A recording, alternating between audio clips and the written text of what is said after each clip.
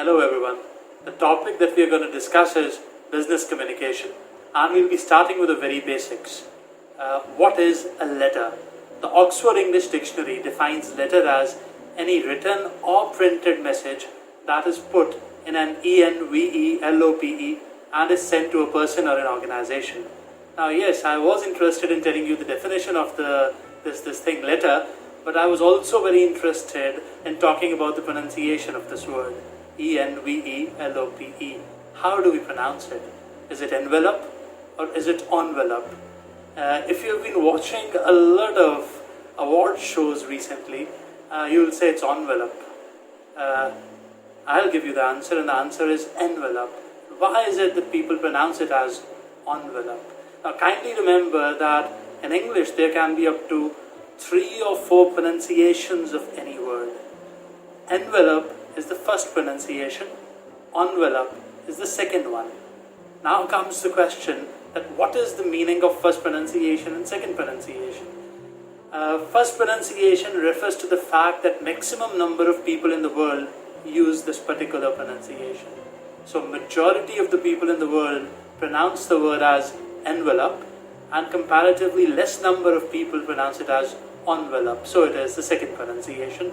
Both are acceptable and both are correct. We've talked about now the definition of letter. Then what is a business letter? This is the second important question. Business letter or business communication is any kind of communication that is there between an organization and another organization or a government agency. Now let us suppose I run a business house and I want to obtain some kind of license. So for this I have to write a letter to a government agency who gives that license. So I'll be writing a business letter. In the same way, my business organization wants to have a dealing with another business organization. I write a letter to this other business organization, again a business communication. Having discussed this, we now shift on to the difference between business communication and personal communication. There has to be some difference. So the basic points of difference, they are that in business communication there is no personal contact. When you write a business letter, you will not, for instance, inquire about the well-being of the other person. Straight away you will come to the point. In case of personal letter, as is the name, there is some personal touch. You will inquire about the well-being of the person. If the other person is very close to you, maybe you'll inquire about the well-being of the family members also. Next important difference is the tone. In case of business communication, everything will be very formal. Formal is the word. When it comes to personal communication, in between you can be informal also. Now comes the most important thing about business communication, and that is, how do we write a business letter, or are there any different ways in which business communication can be written? And the answer is yes. There are 2 broad approaches of writing a business letter. The first is the direct approach and the second is the indirect approach. We'll be discussing them one by one. When we talk about direct approach, we use it when we have to give some information to the reader which is pleasant to him. So what do? In the first paragraph itself, we give the information, and in the next paragraph, we give the subsequent details. Let's have an example. Let us suppose I am the principal of a college and I have to write a letter to a teacher informing him that he has been promoted to the designation of associate professor. So what will I do?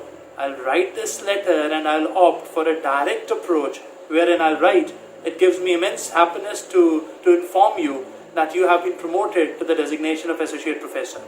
And then the subsequent details, increase in the paycheck, maybe there's this associate professor, the newly made associate professor must have been allotted a room, attachment of a peon along with the associate professor, increase in total number of leaves maybe. All these details will come later. So kindly remember, direct approach is used when we have to give information which is pleasant from the perspective of the reader.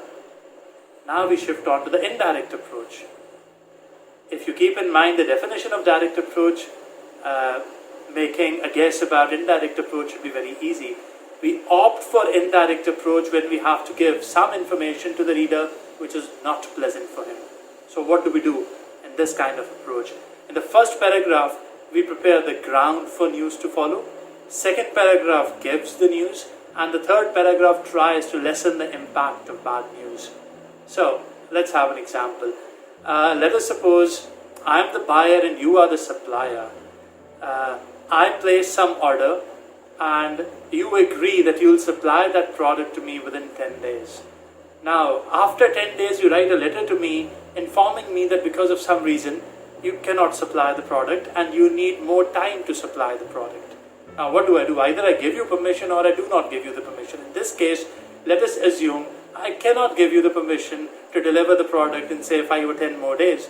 So I refuse you extension of time for delivery of products. I'll use an indirect approach. In the first paragraph, I'll talk about the fact that I've had wonderful business dealings with you in the past. I've had good business dealings, because of which I've had happy, satisfied customers. Second paragraph, I have to give the news. So I'll state very explicitly that this time around, you have not been able to supply me the product well in time. So because of it, I've incurred huge losses. So unwillingly, I'm being forced to refuse you extension of time for delivery of products. And now comes the third paragraph, wherein I'll try to lessen the impact of bad news, and I'll like to say that if in future you can assure me that you'll supply the products well within time, I'll love to have business dealings with you, as was the case before.